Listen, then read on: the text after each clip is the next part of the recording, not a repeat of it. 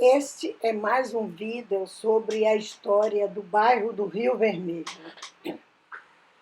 Vários vídeos eu já fiz deste bairro. O da história eu contei em 3 vídeos. Sobre a festa de Iemanjá tem vários vídeos sobre o presente, sobre por que foi começada essa festa, as oferendas, o dia 2 de fevereiro. E esse é um vídeo bem interessante porque lembra Salvador há muito tempo. Então, quando ainda funcionavam os bondes. Então, são os bondes do Rio Vermelho. Nós sabemos que tem o Rio Vermelho de cima e tinha o Rio Vermelho de baixo. O Rio Vermelho de baixo, a Vasco da Gama, que eu, inclusive, também já fiz um vídeo sobre a Vasco da Gama. Então, no Largo da Mariquita, ficava também os terminais de ônibus e bondes. Nós vamos ver daqui a pouco o Largo da Mariquita. Esse vídeo aqui do Rio Vermelho vai servir de apoio para eu contar esta história. E quando chegar ao Largo da Mariquita, eu mostro. Para se chegar ao centro, que o povo denominava naquela época Iracidade, porque Amaralina era como se fosse um local de veraneio, não é como se fosse, não, era um local de... O Rio Vermelho era um local de veraneio, como Amaralina também. Dispunha-se de 2 itinerários, pelo Rio Vermelho de cima, como eu falei, e pelo Rio Vermelho de baixo. Os transportes na cidade de Salvador tiveram seu início no final do século XIX. Ano depois, em 1872, surgiu a primeira companhia de bondes puxados a burros. Fazia a linha Rio Vermelho de baixo. Depois, em 1873, foi introduzida a linha Rio Vermelho de cima, entre o Campo Grande e o Rio Vermelho, denominada Companhia Trilhos Centrais, que logo sofreu a concorrência da chamada Máquina do Rio Vermelho pela Companhia de Transportes Urbano. Começava no Campo Grande e terminava no Alto do Papagaio do Rio Vermelho, passando mais tarde a fazer ponto final na Mariquita. Em 1904, Ramos Queiroz fez a junção das companhias Circular com a Companhia de Transportes Urbano e a Companhia Trilhos Centrais, formando a linha Circular de Carris da Bahia, que seria o serviço de transporte em grande escala da cidade do Salvador. Eram os bondes elétricos, cuja primeira linha para o Rio Vermelho foi inaugurada em 1906.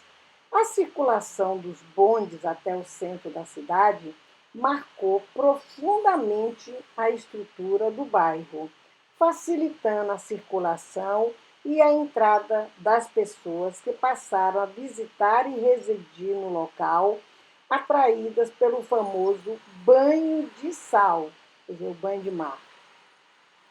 Em 1901, chegaram os primeiros automóveis de origem europeia em Salvador.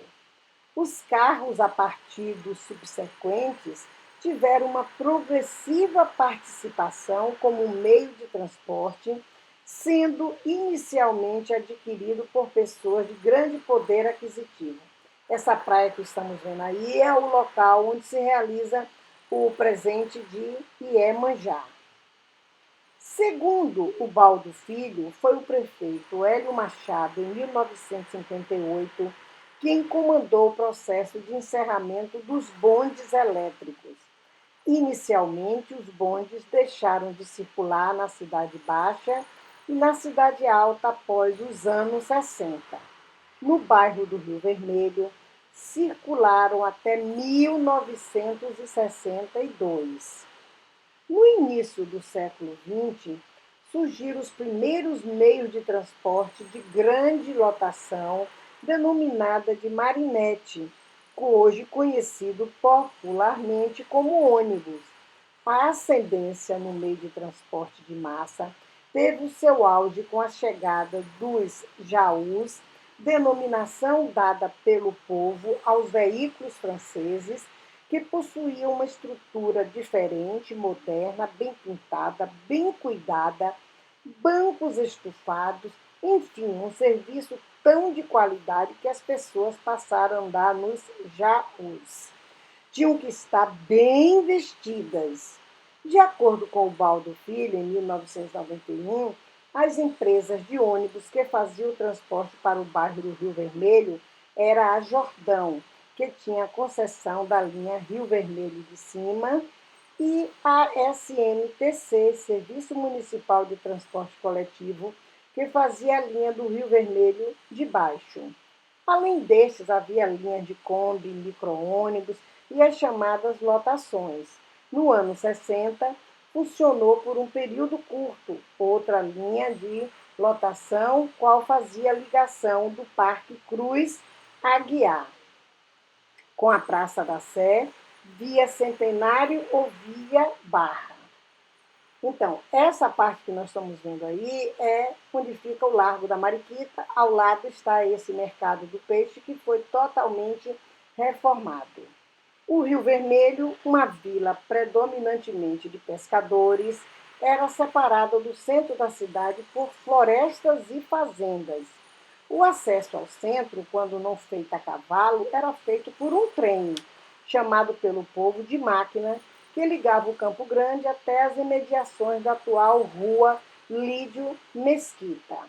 Para vencer a grande diferença de nível, o traçado de linha do trem contornava toda a elevação onde hoje se situa o Colégio Antônio Vieira, daí o nome de Curva Grande, passava por baixo do primeiro arco, atingia uma via que viria a ser denominada Rua do Trilho e posteriormente Rua Gomes Brandão, alcançava a Rua Garibaldi, passava sobre o segundo arco nas proximidades do viaduto da TV Itapuã, seguindo pela Rua Garibaldi até a Rua da Paciência.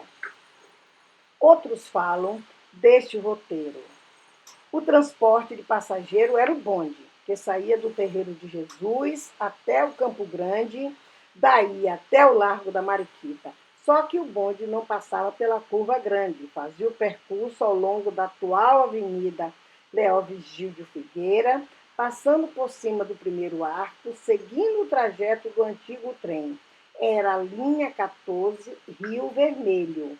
Para se chegar ao Rio Vermelho, também poderia ser usada as linhas 16, Amaralina, e a 15, Rio Vermelho de Baixo, que era Vasco da Gama.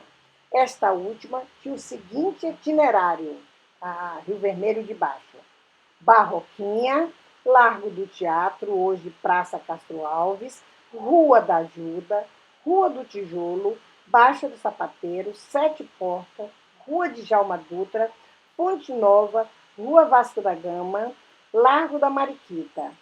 Nos presentes da Mãe d'Água haviam muitos bondes extra para atender a demanda de passageiro, onde os homens ostentavam seus belos uniformes brancos e as mulheres seus trajes típicos e oferendas.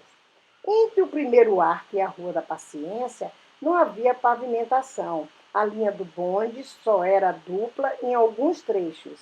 Havia necessidade de se esperar o sinal livre, enquanto o outro bonde que vinha em sentido contrário. É nesse contexto que o bairro vai crescendo, sua circulação interna e ampliando sua relação com outros pontos da cidade. Seu núcleo populacional aumenta, promovido pela construção de novos loteamentos, como o Parque Cruz Aguiar, o conjunto residencial do Ipase. O tráfego de veículos entre a cidade e o aeroporto foi transferido para a Orla, Rio Vermelho, Ituba e Itapuã, com a construção das avenidas Otávio Mangabeira e Amaralina. Logo, o fluxo do Rio Vermelho aumentou e o bairro deixa de ser isolado do restante da cidade. Hoje, nós temos o Rio Vermelho como um bairro boêmio de Salvador, certo? Que foi totalmente reformado, tanto ele quanto esse Largo da Mariquita. Aqui o que vemos é a casa dos pescadores, né? Onde tem os barcos aí, e ali também encontramos a adoração a Iemanjá, que é a protetora dos pescadores. Então, olha, nós temos vários, como eu disse no início, vários vídeos falando sobre o Rio Vermelho, deve estar em torno já de quase uns 10 vídeos, sabe? Esse bairro tão histórico. E se você gostou, dê um like, se inscreva no canal e veja os vídeos que venha a interessar. Muito obrigada pela atenção dedicada ao meu vídeo.